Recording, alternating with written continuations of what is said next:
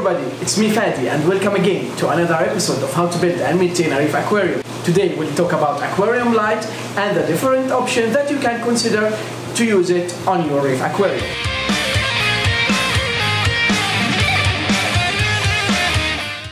The majority of corals in the wild depends on sunlight to provide them with energy and food. Symbiotic algae that lives within the coral tissues called Zooxanthellae that will absorb sunlight and produce food to itself and the corals, and this algae is what gives the corals its colors.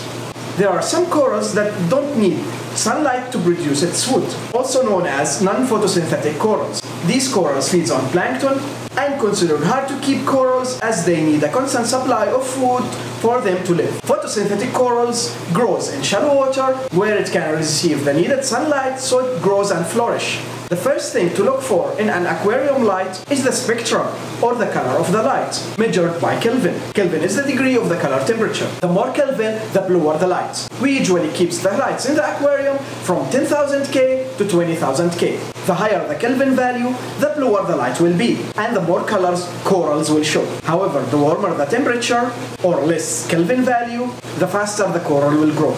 The second factor is the light intensity, measured by PAR. Each type of corals need a specific range of PAR values.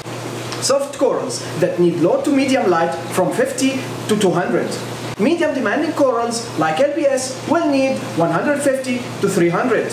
High demanding SBS corals will need 250 to 400 PAR. You can measure the PAR using a PAR meter, and I'm using Neptune PAR monitoring kit PMK to get my tank PAR readings. PAR meters can be expensive and you don't need to buy one. You can borrow one from a friend or rent one from an aquarium shop and take a full tank photo and write the readings on the photo and keep the photo for future reference. Corals can adjust a wide range of light intensity. However, changes should be done slowly. Now let's talk about the different lights available: metal halide, T5 and LED. All these types of lights have been running on countless tanks and many reefers are having success with different lighting options. However, each light has its own advantages and disadvantages. Metal halides was very popular in the past. These lights provide high power output and available in different color temperature. Some of the popular bulbs are Radium 20K, Phoenix 14K and Ushio 14K, and comes in different wattage like 150, 250 and 400 watts. The deeper the tank, the more wattage you will need. 150 is good for 18-inch deep tank, 250 for 24 inches deep, and 400 watt for 28 inches deep tank.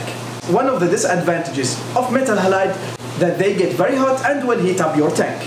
In addition, metal halide will consume more electrical power and will increase your electricity bill. Good metal halide reflectors and fixtures are bulky and heavy, and keep in mind that you will need to replace the bulb every 10 to 12 months. The light emitting from the metal halides is considered to be directional light. Directional light will have some shadowing and you will need multiple lights and good reflectors to minimize shadowing. Next light is T5. T5 gives a diffused light which eliminates any dead spots and shadowing. Many runs multiple T5 bulbs with a combination of different colors to achieve the desired color temperature. The downside with the T5 that you will need to replace the bulbs every 6 to 8 months, and there may be a little bit of trials and errors when choosing the right color combination. In addition, T5 fixtures are bulky and heavy. ATI is the most popular T5 manufacturer. Next is LED light. LED light currently is the most popular lighting option for reef aquariums. Depending on size and model, they can run on nano tanks up to massive reef aquariums. With LED light, you can change the spectrum and the intensity of the light as needed. Top brands like Ecotic Marine and Aqua Illumination have advanced control and can be controlled from your mobile or computer. In addition, that you can integrate with aquarium controller like Neptune Apex for more control. LED is the most energy efficient of the lights we are talking about today and will draw much less power. For example, Ecotic Radion XR30 Pro will draw 180 watts if you run it at 100%. This Radion can give a light intensity compared to a 400 metal halide bulb. LED will last for years. There is no need to change the bulbs every few months like T5 and metal halide. Some of the disadvantages of LED that it's sometimes hard for the hobbyist to set the correct intensity and spectrum, and you can burn the coral if you set the light on high intensity. LED are directional lights, like metal halide, so there will be some shadowing. In addition, some LEDs may produce some hot spots, and some LEDs don't have the ideal color mixing and will show something we call a disco effect. However, these issues with the shadowing and color mixing are getting resolved and getting better with every new generation that comes of LED lights. For example, with Ecotech Radion, you can have much improved color mixing and light distribution using these diffusers. The number of lights needed to cover your aquarium depends on the aquarium size. As a general rule, and for SPS tanks, one Radion XR30 Pro will cover 24-inch cube easily. So you will need one Radion XR30 Pro for every 24 inches of tank figure. On my 180-gallon tank, I'm running 3 Ecotech Radion XR30 Pro Light and 1 XR50 Pro, all with diffusers. I control the radions with Neptune Apex.